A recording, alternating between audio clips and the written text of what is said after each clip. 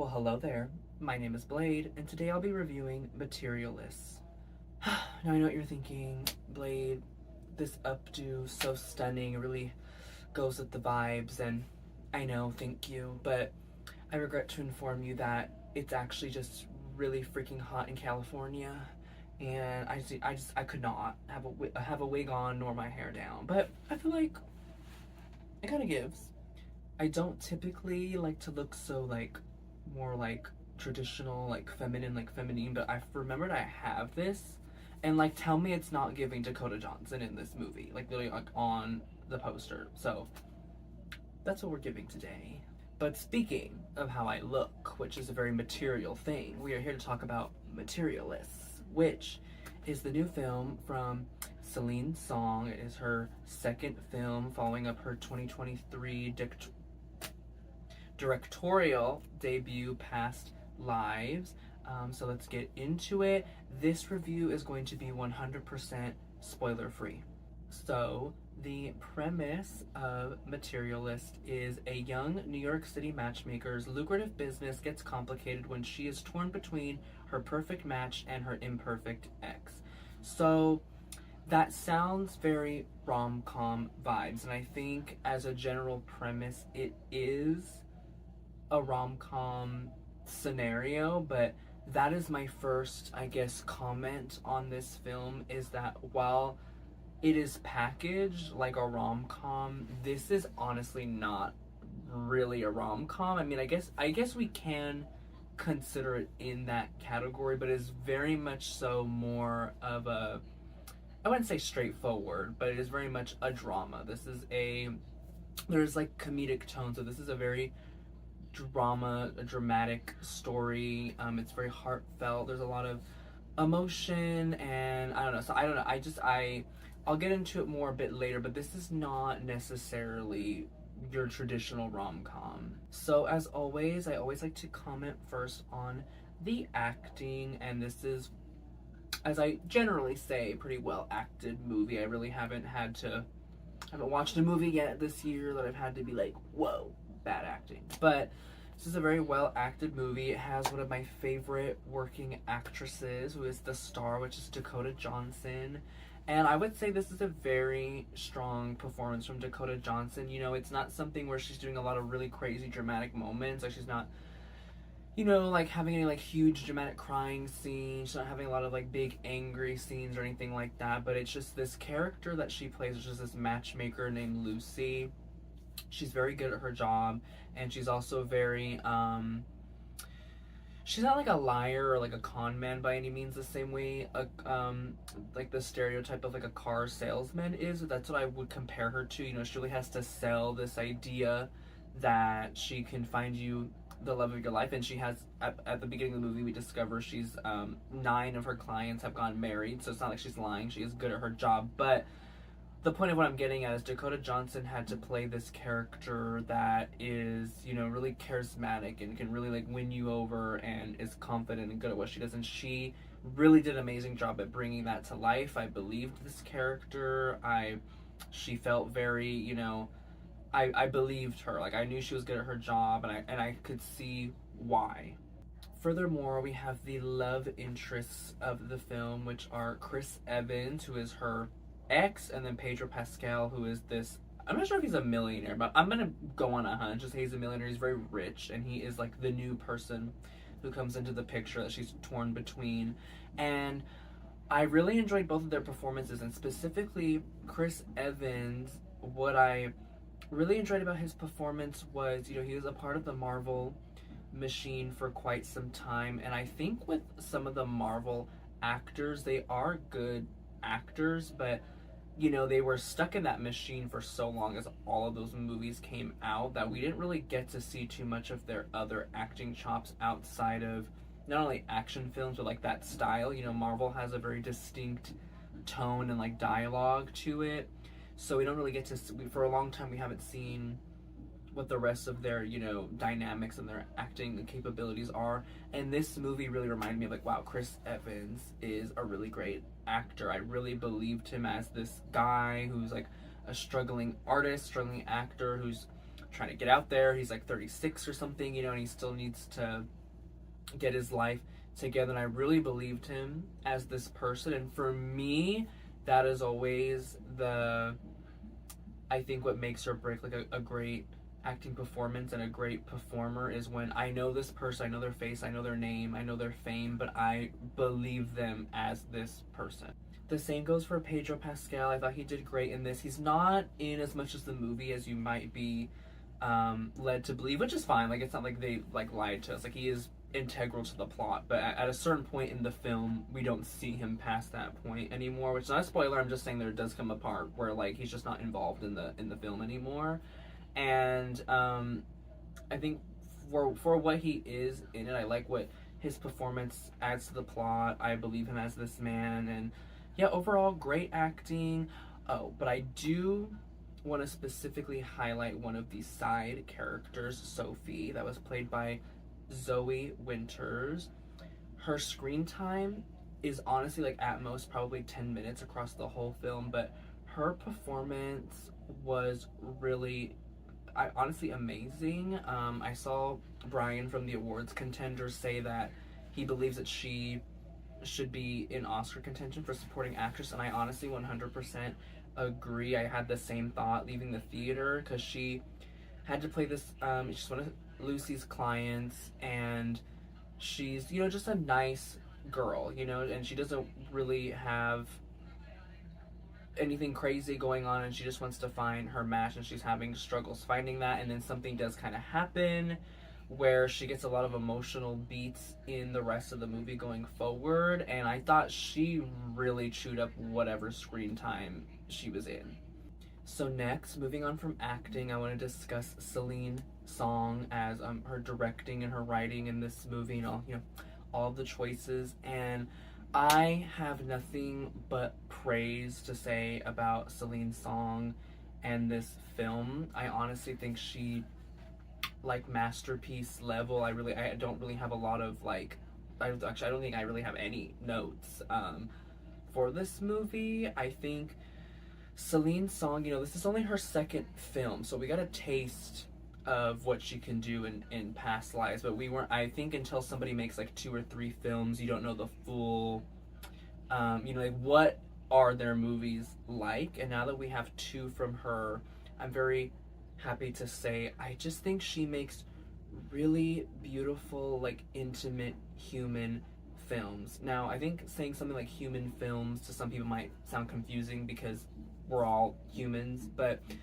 what I mean by that is they're just so intimate, and the emotions they explore just like remind you of like what it's like to be like human, like the human condition, but in the positive way, you know. I think her movies feel like just Past Lives and Materialists.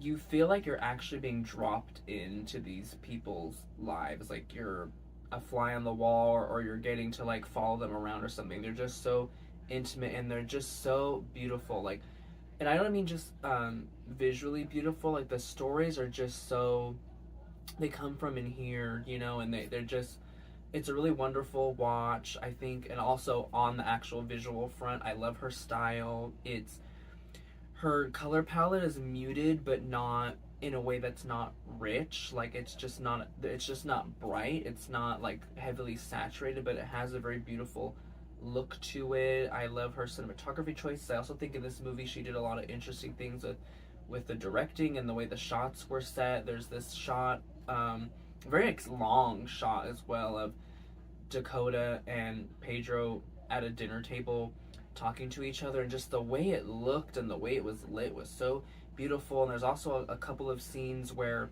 the camera's quite far away from the characters, and it'll cut between the 2 of them just like staring at each other like longingly. It's just beautiful. Celine really, she is that girl. I also want to discuss, more of the writing side and some of the themes in this film, because I was not expecting it, even with the title, I was not expecting it to delve into the topics that it did. This film, without, I'm gonna say it in like a spoiler-free way, but this film really delves into the ways that love and human connection has almost been like into like a product in a sort of way, you know, especially in the age of dating apps and services. I think people can be a little bit ridiculous with their quote unquote what's word, like preferences. Like, it's one thing to have a certain attraction towards certain things, it's another thing to be, you know, here's my rubric and you need to fit every single thing. Like, we're all human, we're talking about human people, and this movie really delves into that, even to the point where it gets into some heavier subject matter that I was not expecting, but once it came into the movie, it was a very welcome surprise. It really caught me off guard, but it's something I personally relate to, and unfortunately, a lot of people, specifically women, do. I'm sure you can probably gauge when I'm discussing just from me saying that, but it's handled extremely well, and I really like what this movie has to say about it, and I really applaud Celine personally for including that topic and handling it in the way she did it, and saying what it. I want you to experience that for yourself if you watch this movie, but the particular angle and the commentary being made on that specific thing, I think, was handled very well, and it really added to what this movie was overall like kind of discussing about love. And that, I feel like that ultimately is what this movie is about. It's just a beautiful film that just simply talks about love, which is something we don't have control over no matter how much we might want to. Now, this is something I don't always talk about in my reviews, but for this movie, I almost feel like I have to, which is the production design and the costuming, because there was some very deliberate color choices I noticed throughout the movie. The film poster is, you know, blue and white, which is why, besides me wearing this outfit to match Dakota, that's why I also did my makeup like this, because I wanted to match the blue and white. But Dakota's character, Lucy, it doesn't stay necessarily till the end of the movie, but for like a good majority of the movie and in the beginning, we see her like in this like dark shade of blue, and she's wearing silver jewelry. Whereas Pedro Pascal's character is a lot more warm. He has like a gold ring with a green gem, and his apartment is very warm and like rich. Whereas Chris Evans' character mirrors Dakota's more like cool tones with the blue and the silver, but what I noticed is his was a lot lighter, whereas hers is very saturated in like this dark navy, like cerulean blue. He was a little bit more of like a baby blue with like whites, and then also reflected in his apartment as well. And I just thought that was so interesting and such a good attention to detail, really telling the story and telling audiences certain things just simply through color and production design. And I love when people pay attention to things like that, because for me personally, you know, I'm a very small filmmaker still. I'm still getting myself out there, but that is something I heavily pay attention to in my own work and things that I've worked on before and things I'm working on in the future. You know, I'm very selective about, if you watch anything of mine, like as far as my film work goes, just know that outfit choices, the makeup choices, the colors that you see on screen are all very deliberate choices and serve a purpose. And sometimes that purpose is really just the vision of what I see in my head, but to me that's purpose enough. I love when people are very specific about those things. It really adds something to the film, in my opinion. Lastly, I want to discuss the score in this film, because if you're new to this channel, which, let's be real, it's a very small channel, but in my 2023 Blades Best in Show that I did, Celine Song's first picture is actually a Blades Best in Show winner. I gave it the best score from that year as my favorite score. And in this film, Celine has done it again, or more so I should say the person who did the score, which is Daniel Pemberton. Beautiful, beautiful score in this movie. It was really hard to pay attention to it, just because I was so wrapped up in the story and caught up in the emotions of it. But I did hear and I did notice, and it was very beautiful. This film also has great sound design. I don't think with this like dramas people always pay attention to the sound design, but I did, because there were several times where I kept on like going like this in the theater because I was the only one in my theater. I went at a very early showing the day it came out, so I was the only one in my theater. And I kept thinking, I'm like, did somebody else come into the movie theater? I didn't notice them. And it was because of the sound design. There was moments of like people opening doors in the background or like people like walking around and stuff in the background, but it sounded so real and so good. It made this film, for a drama, it made it like very immersive.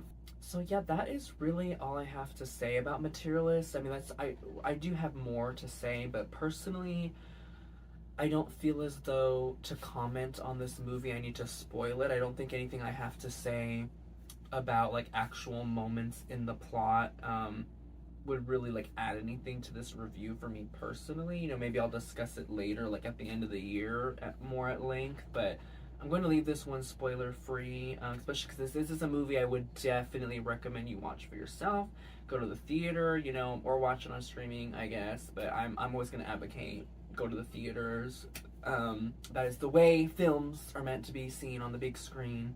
It's a very small category of films that I think are made more for the TV or the phone or the tablet, the laptop. Like, go support these directors on the big screen and these actors and everybody who works on the film. So anyways, I think you should experience this film for yourself.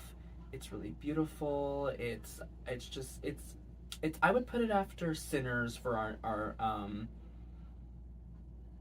our first movie, or I guess second movie that's come out since Sinners. That is our first like this is like just cinema, like great movie. Also, I don't know if it's noticeable, but if you watch my videos more regularly, I don't know if you can actually tell, but I have a new lighting setup and a new camera rig setup. I also have a new beauty blender, but that you're not gonna notice that. But I think it's doing a lot. I think I'm very into it. I got it on a steal. I got this little setup for like $3.99, which is crazy. But yeah, I hope, you know, we're out here doing things. Anyways, I've rambled on too long. I took an ASMR break before filming this video, so I'm feeling very high energy now coming back from that video. Before I leave off, I did want to make a quick comment. I'll probably make this comment again in my next video I'm filming after this just to get it out there. But as far as the month of July is concerned, I will still be putting out a Let's Talk About as always on the second to last Friday of the month. But I don't know, I've been on a roll the past couple of months of a new video every Friday. I don't know if that's going to be the case in July just because Glimmer, my film that I'm working on, is in its like last kind of stages of production.